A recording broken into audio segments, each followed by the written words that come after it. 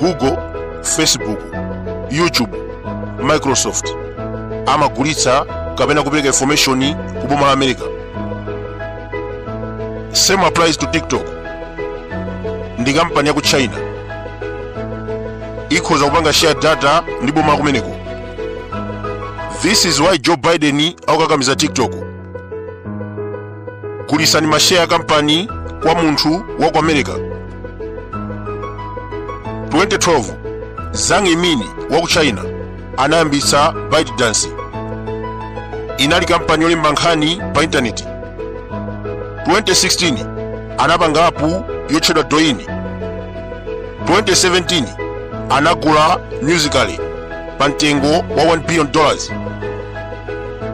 Potero anayiphatikiza ndi Douyin ndi kupanga TikTok. Ambiri tikuidziwa TikTok. Anthu amaponya mavidiyo ovina, okudya njoka, and even labor ya azimayi. 2019 America inakasoma ku khoti. TikTok ikuphwanya ufulu wa ana. Khoti inagamula kuti apereke chindapusa $5.7 million. Chodabwisa china ndi kampani imeneyi. Post yonyoza dziko la China imapangidwa delete. Ukachita tsoka amakutsekera account.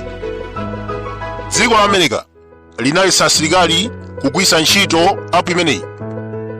July 2020 India inachita ban TikTok. Nayenso Donald Trump anayeserapo mu nthawi ya COVID. Anawuza kuti gulisani mashare kwa munthu wa ku America. Ngati simukufuna tipanga bani. Mu nthawi imeneyo Bill Gates anayesera kuti agule, zinakanika.